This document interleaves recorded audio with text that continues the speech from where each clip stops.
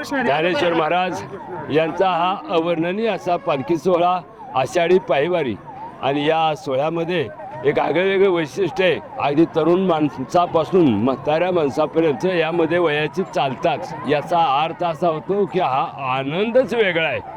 ऊन पाऊस वारा काही बघत नाही. आत्ताच त्यांनी सांगितलं किती वेळ लागू द्या, किती ऊन लागू द्या, कारण संत सांगतात असो ऐसा कोठे आठवची नाही, त्याहीच विदेयी बघू दशा. अशा अवस्थेला ज्यावेळी आपण पोचतो त्यावेळी खरा परमार्थ आपल्याकडून होतो. दिली इंद्रिये हात पाय कान, डोळे मुख बोला या वचन, त्याने तू जोडसे नारायण. तू नारायण जोडला पाहिजे, पण नारायण जोडण्यासाठी साधनं फार अवघड आहेत. पण तुका म्हणे सोपी केली पाय वाट. भास या पंढरीच्या वाटेवर तुम्ही पाऊल ठेवलं की तुम्हाला सगळंच कळणार. काहीच करायची गरज नाही. जर का एखाद्या संतांची भेट झाली तर तुम्हाला ज्ञानाची प्राप्ती होणार, परंतु संतांची भेट होणं फार अवघड आहे. बहु अवघड आहे संत भेटी, परी जगजेटी करुणा केली. या या या या माऊली, या तुमचं पाय लागलं. संत चरण रज लागता सहज, वासनेचे बीज जळवून जाय. मग राम नामे उपजे आवडी, सुख घडोघडी वाढू लागे. तुम्ही सुद्धा एवढ्या उन्हात आमची मुलाखत घ्यायला आलाय. तसं पाहायला गेलं तर तुम्ही फार पंख्याखाली बसणारी माणसं. पण चला वारकऱ्यांच्या बरोबर आपणही काय ऊन घेता आलं तर घेऊ, काय सोसलं तर तेवढं सोसू, असा आनंद आहे. आणि हा जीवनाचा आनंद लुटण्याचा सोप्यातला सोपा मार्ग, आणि तो म्हणजे पंढरीची वारी. आणि अशी पंढरीची वारी ज्या संतांच्या घरी होती त्यांनी सांगितलं माझ्या घरी हे 7 पिढ्याला चालत आलं. पंढरीची वारी आहे माझ्या घरी, अनिक न करी तीर्थ व्रत, व्रत एकादशी करीन उपवासी, गायीन हरणीचे मुखे नाम, नाम विठोबाचे घेईन मी वाचे, बीज कल्पांतीचे. तुका म्हणे थेट पार अगदी सत्ययुगापासून कलियुगापर्यंत भक्तीचं सोप्यातलं सोपं साधन, आणि ते म्हणजे नामस्मरण. आणि म्हणून तुकाराम महाराजांनी स्वतःचा अनुभव आला आणि आपल्या गाथ्या ग्रंथातून लिहून या जगाचा उद्धार होण्यासाठी अत्यंत सोपा अभंग लिहून ठेवला.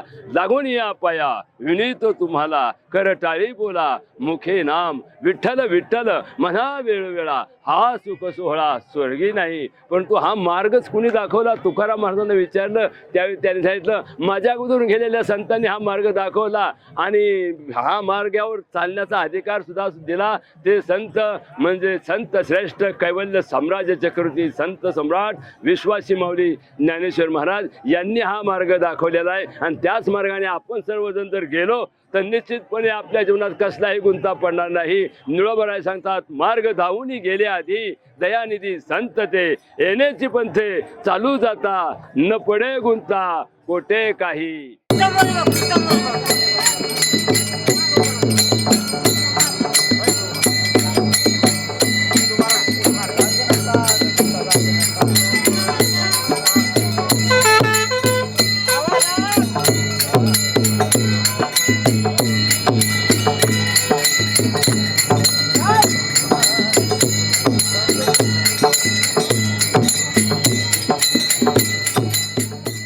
रामकृष्ण हरी. जगद्गुरु तुकोबारायाच्या नीतीप्रमाणे किंवा प्रमाणे तुकोबाराय म्हणतात जीवनातील एकदा तरी वारी केल्याशिवाय मरूच नाही. तसं तर पण वारी केलीच पाहिजे, म्हणून जगद्गुरु तुकोबाराय एका अभंगात सांगतात आणि महाराज आपल्याला म्हणून दाखवणार आहेत. पंढरी जा रे आल्यानो संसारा, पंढरी जा रे आल्यानो संसारा, पंढरी जा रे आल्यानो संसारा, पंढरी जा रे आल्यानो संसारा. दिनाचा सोयरा पांडुरंग, दिनाचा सोयरा पांडुरंग, वाट पाहे उभा भेटीची आवडी, वाट पाहे उभा भेटीची आवडी. दिनाचा सोयरा पांडुरंग, दिनाचा सोयरा पांडुरंग, वाट पाहे उभा भेटीची आवडी, वाट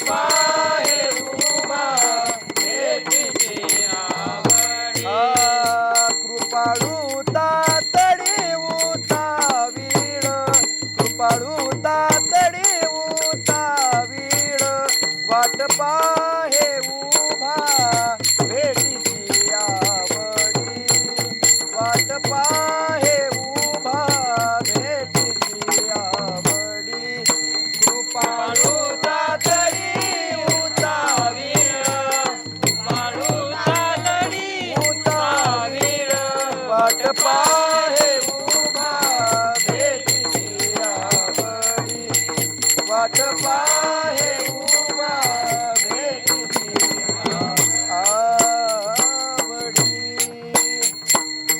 कुंडली कबरदा हरी विठ्ठल श्री ज्ञानदेव पंढरीनाथ भगवान की जय माऊली ज्ञानेश्वर महाराज की जय जगत गुरु तुकाराम महाराज की जय योगीराज गुणानाथ महाराज की जय जय हो. जवळजवळ ह्यातल्यांच्या सर्वांच्या 25 पर्यंत ज्या वाऱ्या झालेल्या आहेत आणि आता ह्या सर्वांची इच्छा एकच आहे, काय नाही जगलो असलो तर परत आणखी पुढच्या वर्षीला वारीला आणा आणि हेच करण्या म्हा आणि बीज वाढवावे नाम. पुंडलिक वरदा हरी विठ्ठल श्री ज्ञानदेव तुकाराम पंढरीनाथ भगवान की जय माऊली ज्ञानेश्वर महाराज की जय जगद्गुरु तुकाराम महाराज की जय अनंत कोटी ब्रह्मांड नायक राजाधिराजा ब्रह्म चैतन्य सद्गुरु योगीराज गुणानाथ महाराज की जय सद्गुवा महाराज की जय सब संतन की जय हो. अवधूत चिंतन श्री गुरुदेव दत्त पार्वती पते हर हर महादेव छत्रपती शिवाजी महाराज की जय धर्मवीर संभाजी महाराज की जय हर हर रामकृष्ण.